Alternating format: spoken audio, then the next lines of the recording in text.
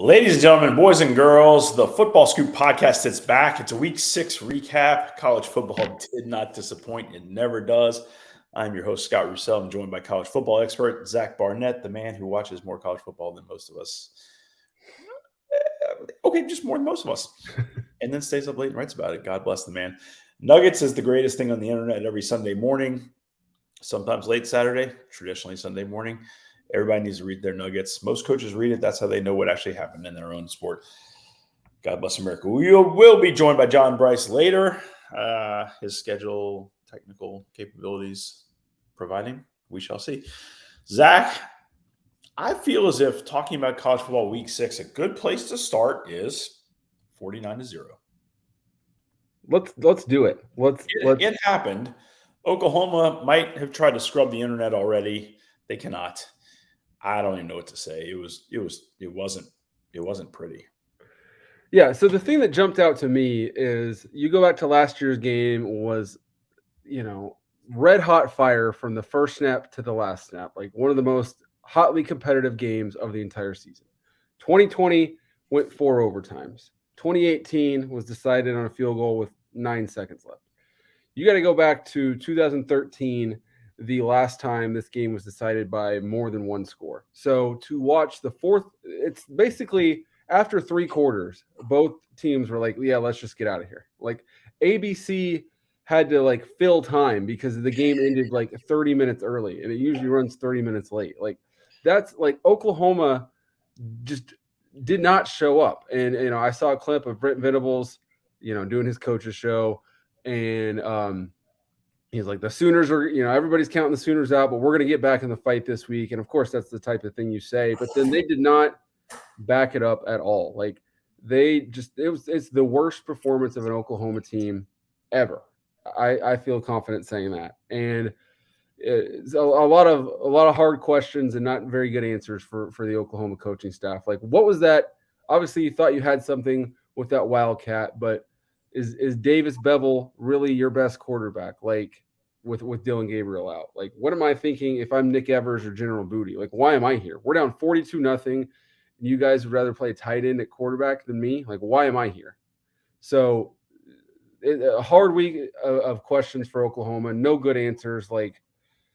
They were just beyond terrible. And then the other thing that peeves me a little bit is Dillon Gabriel is out there in warmups, in uniform, throwing the ball, working up a sweat. And it's he's not playing, and we've known since midweek that he's not going to play. It's you guys can't let us know that so I can taper down my expectations accordingly.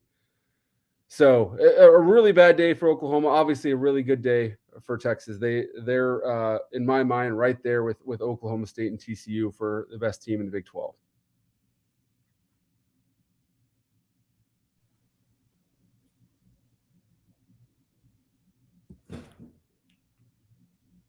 I don't disagree. I don't disagree at all. So I apologize for joining you gentlemen a bit tardy, but somebody on this panel had Texas as contending, if not winning, the Big 12 championship in its swan song season for the league, or potential swan song season for the league. And so there you go. I told you going in that I felt that Texas was going to win very strongly. Zach, you and I traded some text messages on Friday. Obviously, I missed the first couple of minutes of your breakdown, but it was thorough. I had a lot of people asking me, coaches, other sports writers texting me asking about the Red River beatdown and exactly what it was. And I think the Oklahoma roster is a lot worse than I thought after seeing that game yesterday. I mean, a lot worse than I thought. I knew it was bad defensively, but that roster has now significant holes, and I'm not even sure how much difference an able-to-play Dillon Gabriel would have made, just to be honest with you. I think it would have been negligible. And they look spent mentally. They look like they don't want to play anymore. And you've got half your season to go with some really, really good teams ahead of you that will embarrass you and make you look silly, starting with the Kansas Jayhawks this Saturday. So Texas, I really don't know. I mean, obviously the most encouraging thing is that they played hard for all 4 quarters, which has not been a theme of the Steve Sarkisian era. And then they're just a different team with Quinn Ewers at quarterback. Like, as long as he plays, they're a threat to beat anybody. All right, let's transition to a night game. Alabama hung on. Jimbo, he fought. Final play call didn't love. That's life. Okay, let's talk through that final play call, because I obviously you can't defend. Even if it had been completed, it looked like he was going to be yards short. Absolutely. But having said that, I think most people that are criticizing him aren't dealing with the reality that obviously you have to get this play off, and Alabama is coming at you hard every single snap. They could not. Will Anderson was not blocked at any point. Like, you got to get the play off. You're going to throw the ball to your best player in Evan Stewart, and obviously, they're bringing safety help from the inside.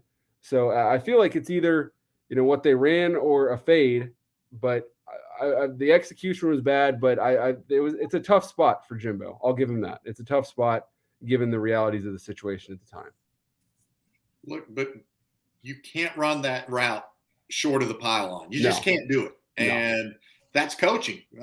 That's coaching, because you're coming out of a dead ball situation with the penalty. You should be able to say, you should be able to communicate to your quarterback, to your skill players, whomever, this route has to cut into the end zone. This route has to be taking you into the end zone at the pylon, not a half yard or a yard short, and you hope to be able to fight in. To your great point, Zach, as the pressure and the coverage has been so physical and intense over the course of the entire drive. I mean, the drive is only still alive at that point because of how aggressive Alabama had been playing on the snap before and got a penalty. You just can't. And I'm not isolating it to Texas A&M. I know how much of a coaching point it is for so many offensive coaches. You see these guys that know it's 6 yards to the stick. I have to run this route 6 yards. And for whatever reason, they run it 4.5 and cut it off and turn in. And I saw it in multiple other games yesterday, just not with the chance for a second consecutive monumental upset for in this case, what is becoming a more and more besieged program. And the thing that's the biggest play of that drive was just a jump ball in between two defenders that Evan Stewart just went up and grabbed like it was a rebound. Awesome. Yep. That was an incredible play by him. So you'd think, if we got to take a 50-50 shot, my chances are going to be better if I just tell Haynes, grab that ball, put it in the air, throw it to that back pylon and let Evan go get it. That's gonna have a better chance of success than what they ran, because that had zero chance of success. The ball you're referencing, that absolutely looked like it was going to be a pick. It wasn't. Yep. Great catch. Then I really thought in real time, I did not think Alabama interfered with that. The guy going down the middle, the penalty brought him way down close. I thought maybe it was a holding, maybe not. I would have thought years ago, Nick Saban would have gone ballistic and attempted to sway the officials in some way. Nick he couldn't have cared less. He was so locked in on, he's like, look, we got to stop him on the next play. Mm-hmm. He was all about defense in the next play. Do this. He was giving his guys on-field coaching right away. That was a nice move by Nick. And they got the dub. Yeah, I have them at number 9 I dropped them at number 9 in my latest poll, and I see your face. I see y'all's faces, but hear me out. Look at this. They've played 3 real teams so far this season. Nearly lost to Texas on a day that they lost their quarterback mid-game. Probably should have lost the game. That was the consensus of that game. Arkansas is not good. And I know they lost Brice Young mid-game. They ended up winning, but they let an average Arkansas team back in the game. And then they didn't – 4 turnovers, 2 missed field goals. Probably should have – very easily could have lost that game last night. That's 3 games against real teams, and they're lucky to win 2 of them. So, without their quarterback. So what? What do you mean, so what? What is Oklahoma was terrible yesterday without their quarterback. It changes everything. Everything. 2 of those games were not at home. Texas is obviously a hell of a tough place to play, especially with the momentum that they are continuing to build under Sarkisian, the belief that I think is continuing to grow on a weekly basis. Arkansas, especially, is not an easy place to play. They were in complete command of that game when they lost Brice Young. Allow the home team Razorbacks to get back in it, and then nonetheless still deliver a knockout punch to win by 3+ touchdowns on the road against a team that should have beaten Texas A&M the week before, that's done some good things. I understand dropping the Tide. I understand we absolutely all have to see more from them, depending on how many more times they have to go to Jalen Milroe as the quarterback. But, man, dropping to 9. They have two common opponents with Mississippi State. And Mississippi State comes out ahead in both games, in my mind. Like, you lose your quarterback mid-game, I have some sympathy there. But at that point, Milroe was the starter all week long. We knew he was going to play. And A&M played with their backup quarterback too and nearly won the game. So A&M's backup quarterback has multiple career starts. How many? And then I would say to Mississippi State, how would they look without Will Rogers? I imagine it would be exponentially different. We don't know. That's the breaks, baby. That's football. Right. That's football. I'm sorry. I have no sympathy for Alabama with a backup quarterback. No. So Zach, you're saying if the season ended, you'd have him out of the playoff?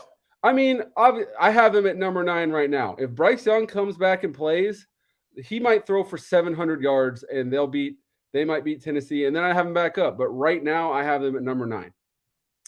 So if Brice Young comes back this week, they beat the Vols on the road. Do you put them at number 1A? Like how does that work? I try to be radical when warranted with my Okay, I thought you were going to go for rational, but you went radical. No. Yeah, I try to not be afraid to be radical and see that an Alabama team that's played 3 real games and has been impressive for 3/4 of one of them.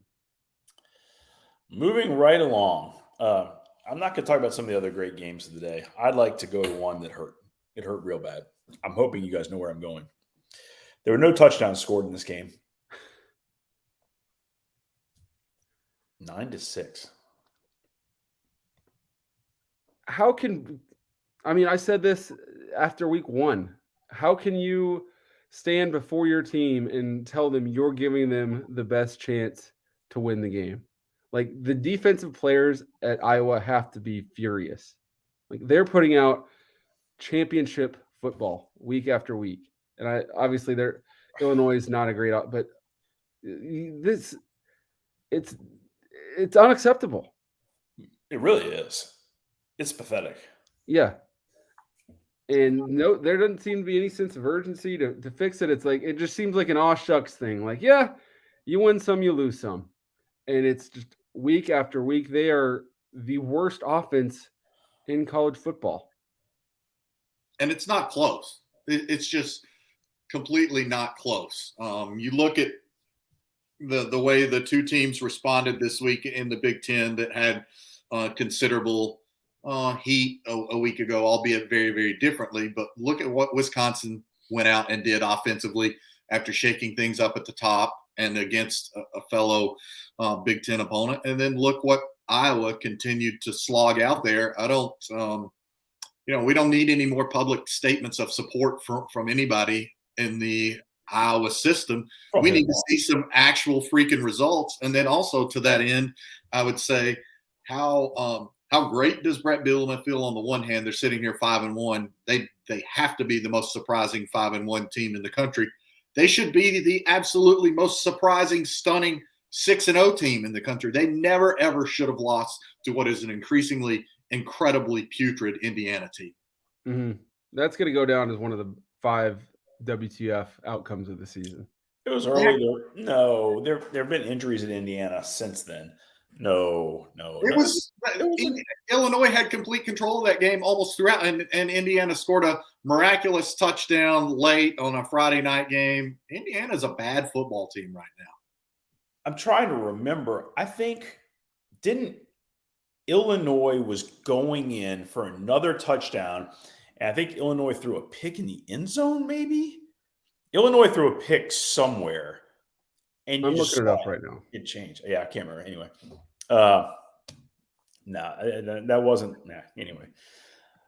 I'm going to move us right along. Michigan obviously took care of Indiana. Ohio State, Michigan State. Anything of note there from you guys? The funny thing about this, and I don't know if it's funny if you're a Michigan State fan, is the Big Ten put out a clip of that they obviously filmed at media days, asking all 14 coaches, "What's the most overrated stat?" And Mel Tucker said, "Passing yards allowed." And boy, does he live by that. C.J. Stroud has thrown 12 touchdowns against Michigan State the last 2 games, 69 passes for like 800, 750 yards. Like he has just absolutely torched them 2 years in a row. Yeah, and I mean, I think Indiana had a receiver out and a cornerback out in this game. I don't think they've not been hit by injuries the way they were a year ago. It's not remotely the same, in my opinion. I did not have a fighting about the Indiana-Illinois game on my preseason pregame, but I love that we're in a fight about this. No, I just said that like that's one of those losses. I'm giving praise to Illinois for being this remarkably surprising 5-1 team. It's absolutely mind-boggling given their body of work since then that they're not a 6-0 team, because those two teams continue to go in opposite directions. That's the best way I can say it. Since that Indiana-Illinois game, which could have been a galvanizing moment for Indiana, instead has become a galvanizing, fortifying moment for Brett Bielema and Illinois. We all saw Rutgers made a change in offensive coordinator. If you quickly took a look at how bad Rutgers' stats are on offense, a lot better than Iowa's. Anyway, I don't frequently think firing the offense coordinator is the right idea. I think you can just reassign, somebody else step up and call things. You can just tell him, you got to call a different game. These guys are really smart. They can adapt. You can make changes there because you generally don't have a bad person or a non-smart coach. Something's not clicking. And maybe you as the head coach, you shift some things around. I don't think you got to fire guys, to be honest. Sean Gleason shouldn't have been fired, but they just need to do something a little different. I'm not saying Brian needs to be let go, but try something different. Whew, buddy. Clemson took care of BC. USC is undefeated. 6-0. Took care of a decent Washington State team. I didn't get to see any of that one. Any thoughts on USC, Washington State? Yeah, I mean, I think that's one of USC's more impressive wins this season. I like this Washington State team. I think it's sneaky good. Certainly, I was not a believer until they went in and won an ugly game at Wisconsin very early in the year, obviously before things had changed so dramatically for the Badgers. But this was a game to me that showed more in-season program growth for the Trojans because Wazoo mounted a little bit of a comeback, had narrowed the gap a little bit, and then USC delivered the knockout punch. That's what stood out to me, was that USC very much closed out the game. Zach, talk me through Oklahoma State, Texas Tech. This was as competitive as you'd think a Texas-Oklahoma game would be.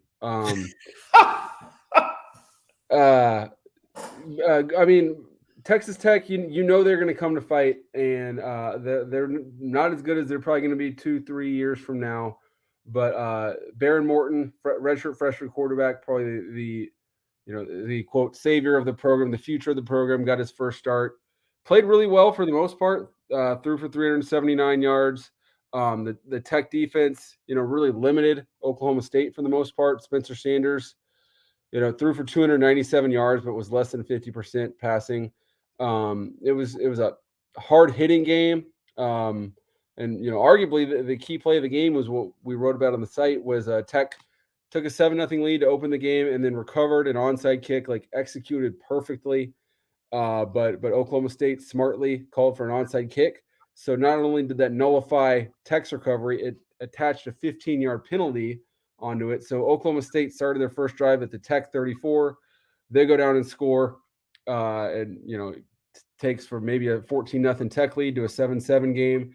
The Oklahoma State defense really they limited Tech to 7 in the second half. They really started tightening those passing windows for Morton. But it's a game where you come away, if you're both sides, feeling good about your performance, which is what you couldn't say if you were in Dallas. I'm with you. All right, I'm going to talk Tennessee LSU for a second. Tennessee's offense is fun. It just is. They're going to put up points. They're going to put up points in Alabama. LSU is still trying to find its offense, and the offensive line doesn't look very good. LSU's defense is not bad. Tennessee just did that to them, which is a huge statement for Josh Heupel's program. Tennessee's defense better. Had to have felt good, I guess.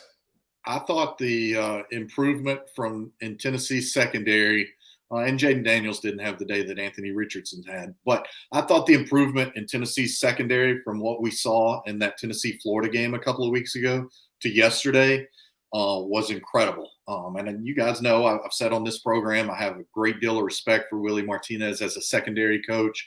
It looked to me like, and it's just a one-game sample size, so I cautioned a little bit. It looked to me like they made really impressive adjustments and tightened some things up over the past 2 weeks with that open date that they had between Florida and between LSU. And remember, they lost Warren Burrell earlier in the week, who's been a multi-year starter for them in the defensive backfield, and still performed that way against LSU. And then to your point about LSU, the Tigers special teams gave them absolutely no chance in that game. I like BK. BK often elects to receive first half kicks, especially in a game like that. He believes it's a chance to send a statement. He did it a couple of years ago, I believe, in the dramatic win that they had against then number one Clemson here in South Bend. So that's something that he likes to do. I'm a big believer in that because I think you have a chance to send a message to your team of belief, not only to the opposition of belief, but boy, Brian Polian's units were just absolutely abysmal yesterday. They cost them the game against Florida State to begin the season. Just a really dismal day. And with as well as Tennessee's offense is clicking, despite not having Cedric Tillman, you absolutely cannot spot them the points that LSU special teams did. LSU special teams has been a story of the season. It's not good at all. Whew, buddy. I'll tell you, I thought at the end, I don't know if y'all saw it. I think it was maybe the final play anybody really watched. LSU throws it into the corner for a touchdown, and Tennessee guy makes just a sweet interception. I thought it was gonna be a great touchdown. And I was like, that's the type of play Tennessee's defensive backs can build upon. Yeah, and it was a strong move. All right. Ole Miss, Vanderbilt. I'm going to run through this one quickly. That's the difference in where Lane has this team than where this team was a few seasons ago. A few seasons ago, Vanderbilt hangs in there, and that one gets tricky, and maybe Ole Miss wins. This one, Vanderbilt's hanging in there, and then Lane said, "Come on, kids, let's go," and they won by 24 points. Yeah, I didn't see a snap of that game. The only awareness I had was it was 2017 at halftime, and I was like, "Oh!" And the next time I saw the score was like 38-20 or something like that. Yeah, and they rolled. All right, really good football game. UCLA, Utah. UCLA, guys. I'm telling you, you can't fight out. You can't call out. You can't count them out. Chip Kelly's. They're putting it together. He's having one of those seasons so far. Yeah. I mean, going into that game, I think over the last two seasons, the three best teams in the conference have been Oregon, Utah, and UCLA, and they went out and beat the defending conference champs. DTR had a great game. Zach Charbonnet is one of the best running backs in the Pac-12, so they get an off week, and then they go to Oregon next, which will have a lot of eyeballs, a lot of attention. So, I mean, it seems like everybody was really trying to write Chip off to start for. I mean, they went 3-9. It seemed like his first 2 years or whatever it was, and he's got it together. Seemed like there was a Pac-12 network joke to be made there, but we'll let that slide. Yeah. Right. Just real quickly on DTR, 18 for 23 with 4 tutties. And when he plays like that and Charbonnet is running the ball that well, and then the defense obviously gave up some points and some yardage to Utah, but had some unbelievably key stops and forced takeaways. I thought that it was to me, as I watched it and as I watched them put the game away, I thought it was the most complete performance I've seen from UCLA under Chip Kelly. So when you get a guy that Chip Kelly drafted, he drafted DTR in like 2015, right? So this is like year 7 in his system. I'm kidding, but not really. It seems like the guy's been there forever. But when a guy who's cerebral, understands Chip's offense, who's athletic, when he really gets Chip's offense, boy, he can execute. He's done a great job this year. Yeah, I saw Don Pelham speak at an AFCA recruiting panel. This would have been 2019 or so, maybe 2020. And at that time, UCLA was off to a very slow start, and they were offering like 45 kids a class. Like everyone else was offering like 200. And the conversation around the program was like, are these guys even trying to be good at UCLA? And Don Pelham's like, we've got a plan, and it's going to come together. And so looking back on that now, it seems like there's probably a lot of satisfied nods among those guys in the staff room. So we talked about on the preview pod a few days ago. Is this a chance for Arizona to really say we're back? Oregon said, nope, sorry guys. No, Oregon just handled them. Yeah, I mean, Arizona is it looks like they're definitely improved from where they are a year ago, but they're not Kansas improved. They're not going to go 1-11 to 11-1 like the Jayhawks are going to go. I'll say this: we learn a lot more about Oregon every week, especially with the way they've responded to that opening loss against Georgia. And I know one of you guys made a joke about arguing about a game 5 weeks ago, but especially for a program under a first-time head coach to have responded the way that Oregon has. And so I think that Oregon, USC, and UCLA are probably a whole lot more than what we thought in the pack right now, whereas Utah isn't quite what we thought the Utes were going to be right now. Yeah, agreed. South Carolina got a big win on the road, big second half for those guys. I didn't get to see much of this one. Zach, any insight? My insight is I love that Shane Beamer, his post-game speech was fantastic and definitely planned, probably since SEC Media Days. So it's good for him to be able to pull it off with a win. I didn't get to see that, but I knew I talked to people in Columbia and Lexington all week. I had some people early week in Lexington tell me, JB, this has all the feelings of a trap game. I talked to somebody in Columbia Friday afternoon, and I said, hey, man, what are your thoughts? What are you thinking? He goes, they should win this weekend. We'll see if they actually do. And I said, wait, who's they, South Carolina or Kentucky? He goes, no, if they play the way they're able to, South Carolina is the they. They should win. This could be a season bending into the forward curve for South Carolina. It's certainly some much earlier than anticipated adversity for Kentucky, with the tough loss and the way it ended last week at Ole Miss, and then the way this game. If you look online, you'll see some video clips of Big Blue absolutely pouring out of that stadium with 10 minutes left in the fourth quarter, and certainly still a reachable game for the Wildcats at that point. And there are the clips out there. There are the videos out there that show you fans were not impressed and were well on their way to get out of there. Wow. Surprised me. I didn't see that. Goodness. Okay. So Florida State had a real shot to beat NC State. And we've talked about this. This type of game that NC State against Clemson, they can't get this win. They get this win against other teams. It was really, I don't know if y'all got to see in the postgame, Dave Doran on field. His interview was kind of a little weird, but his reaction with the players on the field afterward was just pure joy, emotions. That was pretty cool. Just a rough end to that one for Florida State. They were driving and just threw a bad pass.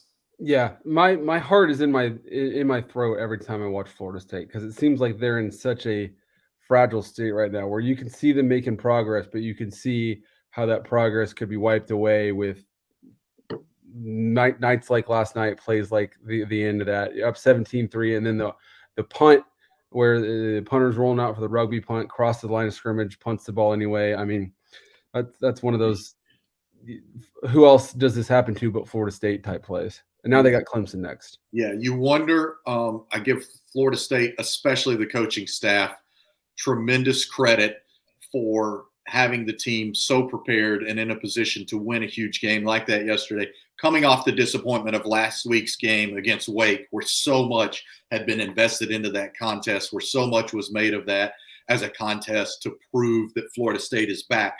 Now, to me, my worry is because there is obvious progress in that program. There's impressive progress in that program. My worry, though, is where's that program? How does it pivot ahead today? Does yesterday break them? Did yesterday start to crack them and Clemson breaks them? It's a coach's cliche that the first time you hear it, you maybe laugh. They can't lose to NC State for the next 5 weeks. And that's what I think will tell you the true trajectory of this program. But Florida State has been incredibly impressive and improved to me this year. Agreed. Yeah, I think we're all on the same page. But yeah, it's tough to come back, get back up off the mat. Yeah. All right, John, tell us. I'm going to move past Wake and Army. Wake handled Army, no problems. Tell me about Notre Dame's game. Notre Dame, clearly the better team, outgained BYU by almost 200 full yards, I think, right around 500 yards of offense for Notre Dame, 300 yards of offense for BYU. Notre Dame seems to have complete control. The Irish take a 25-6 lead early in the third quarter, and then a secondary bust, and suddenly it's 25-13. And then a short possession where BYU just loaded up to stop the run, and that was probably the one series all day where the Cougars were super effective stopping the run. Boom, Notre Dame has to punt it away. BYU mounts its most sustained and lasting drive of the day in a lot of ways.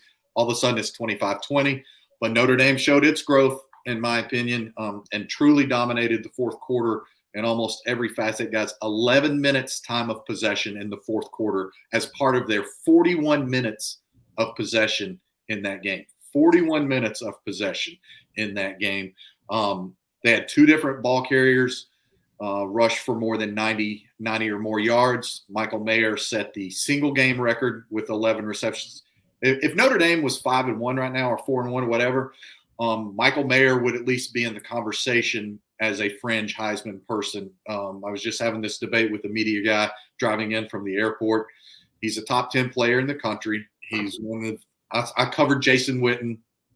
There's no question to me that Michael Mayer is probably the best college tight end I've seen since Jason Witten. He's a singular performer. This is a Notre Dame team growing in belief week after week. It was a game that featured a little bit of everything for them. They got control, then they had to find a way to win. They weren't at home. Yeah, they had a good crowd, and there were more Irish fans. The BYU fans were louder. So an impressive win that propels them to potentially be on a 5 or 6 game winning streak when the number 4 Clemson Tigers come here to South Bend on November 5th. So just like we talked about with Florida State, this was a trajectory win for the Notre Dame program for the rest of the season.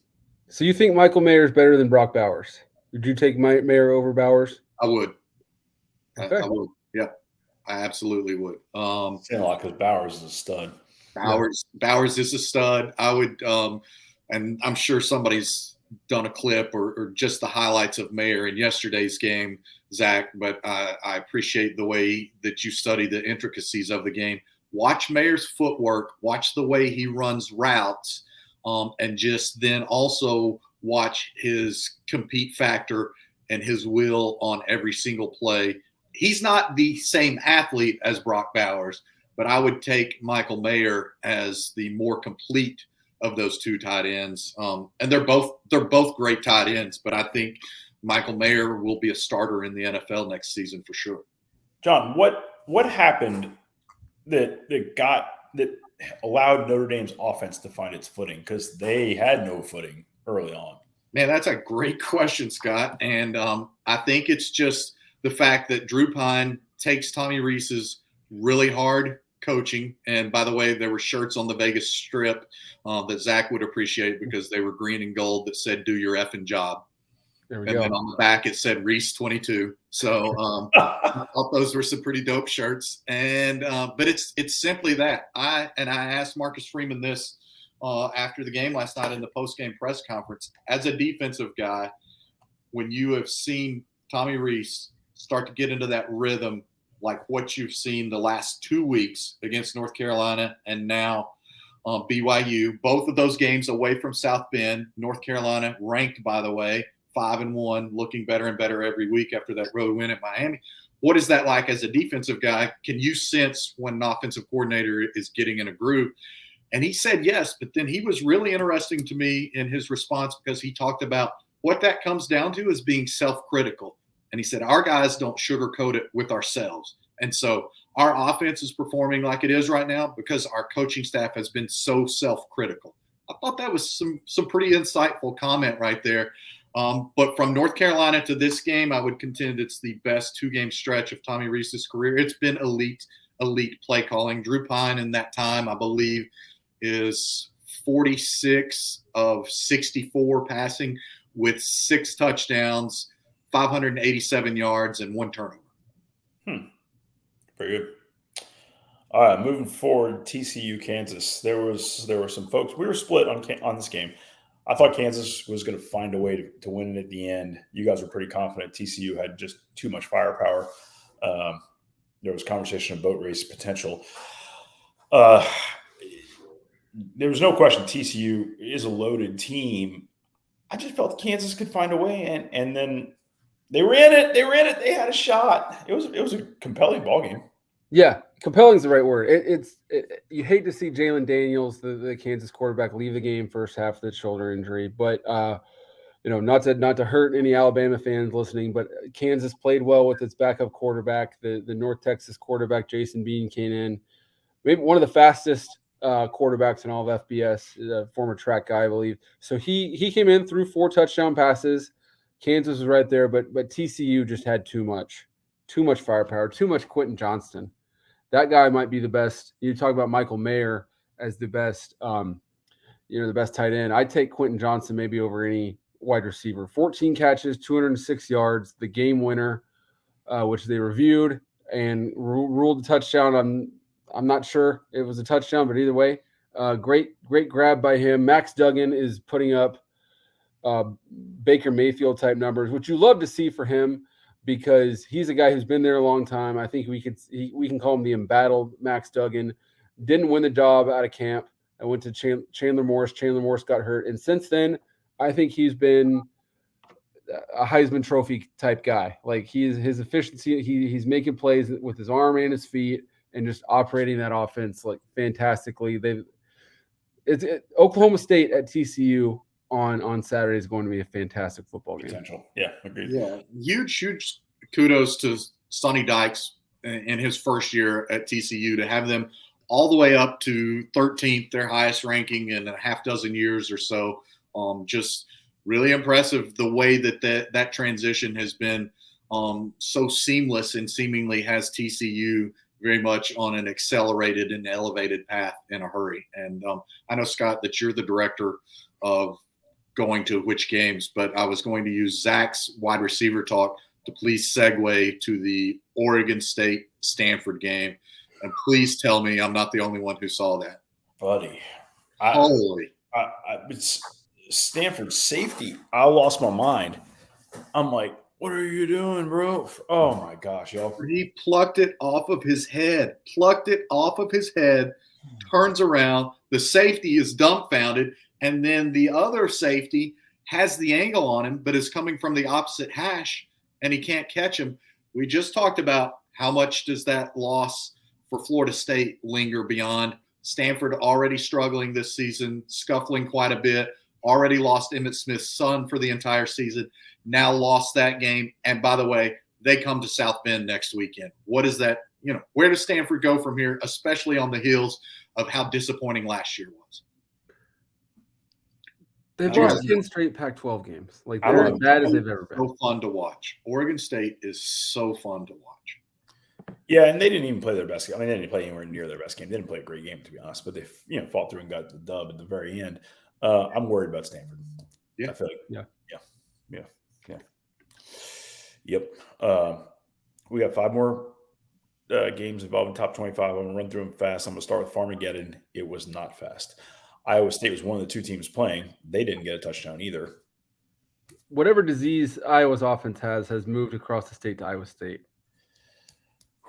Kansas State scored 1 touchdown, and they won by 1 point. Moving on. Arizona State got Washington. How do you like them apples? 45-38. I got no insight.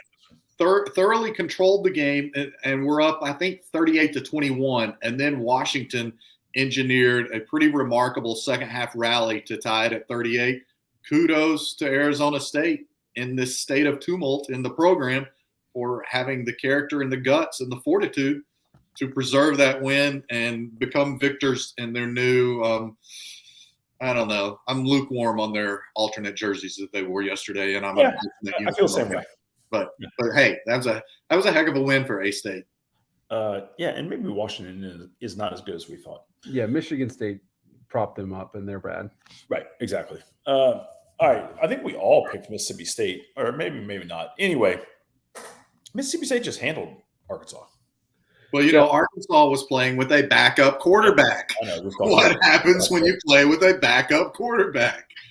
Especially against the veteran-most quarterback in the SEC, who's clicking at an exceptional level. Arkansas right now is a beaten and banged-up team. They're a completely different identity without KJ Jefferson. And Mississippi State, in my mind, is clearly the number 2 team in the West. But Zach might have them number 2 in the country. I don't know.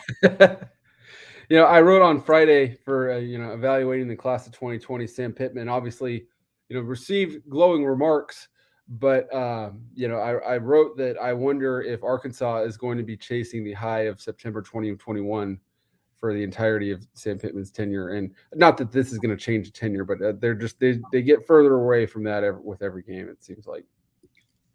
I don't know. I mean, a couple of weeks ago, they were on the verge of and now they're going to be lucky to be 6-6.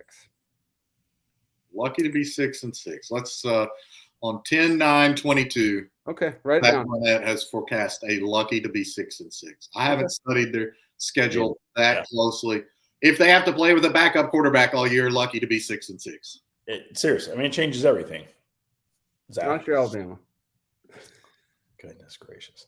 All right, so we talked about Jeff Scott's team needing to break through.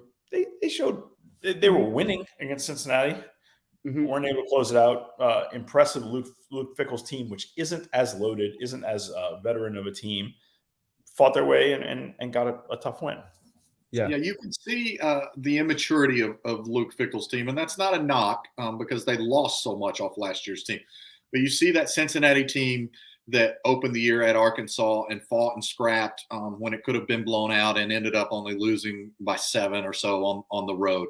Then you see what Cincinnati did a couple of weeks ago when it really rose up to play Indiana and it bludgeoned the Hoosiers. And then it dipped back down, I think, a little bit to the level of its competition against USF, probably took that game a little bit for granted, and you had a lot to prove and give company credit for having those guys playing that hard as the losses mount in that program. All right, I'm going to go rapid fire. We're 43 minutes in. Let's go quick hits.